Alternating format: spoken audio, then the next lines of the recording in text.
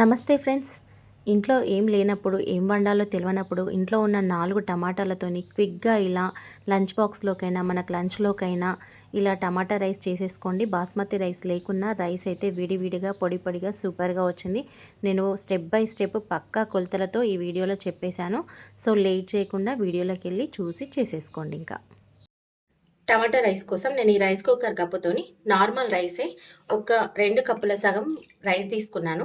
మీకు అవసరమైతే బాస్మతి రైస్ కూడా తీసుకోవచ్చు. ఇవి నేను ఒక హాఫ్ అన్ అవర్ బిఫోర్ నానబెట్టుకున్నాను. ఇప్పుడు మనం స్టార్ట్ చేసుకోవడానికి half an hour before. Basmati use చేస్తే మీరేం నానబెట్టుకోనవసరం లేదు. అప్పుడే కడిగి అప్పుడే వేసుకోవచ్చు. ఇంకా ప్రాసెస్‌లోకి వెళ్ళిపోదాం.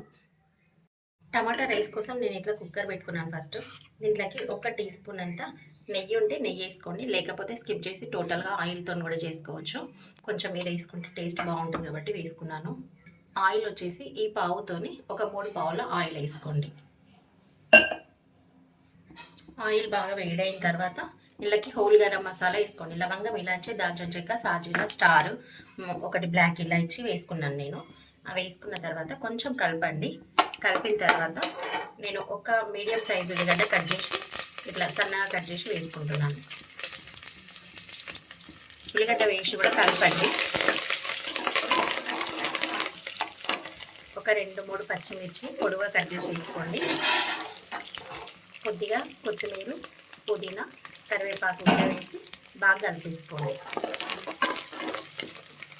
ఇప్పుడు ఇవి వేసిన తర్వాత ఒక టీ స్పూన్ సాల్ట్ వేసుకోండి. ఉల్లిగడ్డలు సాఫ్ట్గా ఉడుకుతాయి, మంచిగా గోలుతాయి, సాఫ్ట్గా కూడా గోలుతాయి. టీ స్పూన్తోని పావు టీ స్పూన్ అంతా పసుపు వేసుకోండి. పసుపు వేసుకోకండి, ఎందుకంటే టమాటా కలర్ అనేది డామినేట్ చేస్తుంది. రెడ్ డిష్ ఉండాలి కదా టమాటా రైస్ అనేది, అందుకే కొద్దిగానే వేసుకోండి. ఒక టీ స్పూన్ అల్లం వెల్లుల్లి పేస్ట్ వేసి, అల్లం వెల్లుల్లి పేస్ట్ కూడా మంచిగా పచ్చదనం పోయేదాకా గోలియండి. ఇప్పుడు ఇంట్లో ఏం లేనప్పుడు సడన్గా మనం చేసేసుకోవాలి ఏదన్నా అని అంటే టమాటాలు ఉన్నాయనుకోండి, టకటక వేసేసుకోవచ్చు. టేస్ట్ కూడా సూపర్ ఉంటుంది. సింపుల్గా వేసినా టేస్ట్ సూపర్ ఉంటుంది. నేను 4 చిన్న టమాటాలని ఇట్లా కట్ చేసుకున్నాను. టమాటాలు కూడా వేసుకోండి. టమాటాలు కూడా మంచిగా ఉడకాలి. జ్యూసీ అయిన దాకా ఉడికించుకోండి. కొద్దిసేపు మూత పెట్టేసుకోండి దీనిపైన 2 నిమిషాలు. ఇట్లా విజిల్ ఫ్లేమ్ పెట్టకుండా మూత పెట్టుకోండి. మంటను లో ఫ్లేమ్లోనే పెట్టండి. ఒక 2 నిమిషాల తర్వాత మూత తీసి చూద్దాము. టమాటాలు మంచిగా ఉడికిపోయినాయి కదా, మంచిగా మెత్తగా అయిపోయినాయి ఆల్రెడీ. ఇంకా ఉడికిపోతాయి కూడా అవే తొందరగా. ఇప్పుడు ఇందులో ఒక స్పూన్ పెరుగు వేసుకున్నాను.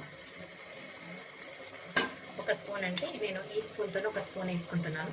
మీ దగ్గర లేకపోతే స్కిప్ కూడా చేయొచ్చు. పెరుగు వేసుకోకుండా ఏం పర్లేదు, కానీ కొంచెం వేసుకుంటే టేస్ట్ మంచిగా వస్తుంది. ఇట్లా కలిపేసుకోండి. పెరుగు కూడా మంచిగా, పెరుగు మొత్తం కరిగిపోయిన తర్వాత మీ టేస్ట్కి సరిపడా సాల్ట్ వేసుకోండి. నేనైతే ఈ టీ స్పూన్తో 2 టీ స్పూన్స్ వేసుకుంటున్నాను. 1 స్పూన్తో ఈ టీ స్పూన్తో 1 స్పూన్ కారం వేసుకున్నాను. కారం వేసుకొని కూడా మంచిగా కలిపేసుకోండి. మనకి ఎప్పుడైనా హడావిడిగా బాక్స్లో పెట్టడానికి టైం లేదనుకోండి, రైస్ కర్రీ చేయడానికి ఇట్లా వేసేస్తే లంచ్ బాక్స్లోకి కూడా పిల్లలకి కొంచెం ఫాస్ట్గా పెట్టేసేయచ్చు. వీళ్ళకి ఇప్పుడు కొంచెం ధనియాల పొడి వేసుకోండి. కొద్దిగా గరం మసాలా వేసుకోండి. మీ దగ్గర ఉంటే కొద్దిగా కసూరి మేతి ఇట్లా క్రష్ చేసి వేసుకోండి. సూపర్ టేస్టీగా ఉంటుంది. మంచి కలిపేసుకోండి. ఇప్పుడు ఇందులోకి రైస్ వేసుకుందాం ఫస్ట్. ఇదిగోండి, ఇప్పుడు ఇట్లా రైస్లోది వాటర్ మొత్తం వంపేసి ఓన్లీ రైస్ మాత్రం వేసుకోండి, వాటర్ పడకుండా. కొంచెం ఈ రైస్ కూడా నూనెలా, కారంలో, ఉప్పులాగా గోలితే అవన్నీ రైస్కి పట్టుకుంటాయి మంచిగా. ఇప్పుడు మంచిగా కలుపుకోండి. రైస్ ఇందులోకి వేసేటప్పుడు కూడా మంటని లో ఫ్లేమ్లో పెట్టి వేసుకోండి, లేకపోతే మనం ఇవన్నీ రైస్ వేసేలోపు రైస్ కిందకి మాడిపోతుంది. హై ఫ్లేమ్ ఉంటే మంచిగా కలిపేసుకోండి. మీ దగ్గర ఉంటే బాస్మతి రైస్ కూడా యూజ్ చేసుకోవచ్చు, లేకపోతే నార్మల్ రైస్ తీసుకున్నా బాగానే ఉంటుంది. మనం క్విక్గా ఇంట్లో ఉన్న వాటితో చేయాలనుకున్నాం కదా, అందుకే ఇట్లా వేసేస్తున్నాం. ఒక్క 2 నిమిషాలైనా, 1 నిమిషమైనా మళ్ళొకసారి మూత పెట్టుకోండి. మంచిగా ఉప్పు, కారం, మసాలా అన్నీ పెరుగు రైస్కి పట్టుకుంటాయి. ఒక 2 నిమిషాల తర్వాత మూత తీసేసుకుంటాము. మూత తీసేసుకుని మంచిగా కలపండి. ఇట్లా ఇప్పుడు ఇందులోకి ఎసరు పోసేసుకున్నాం. ఎసరు అంటే వాటరు. మనము 2 కప్పులు వేసుకున్నాం కదా, రైస్ కుక్కర్ కప్పుతో 2 కప్పులు వేసుకున్నాం. ఇది పావు లీటర్ గ్లాసు కొలత.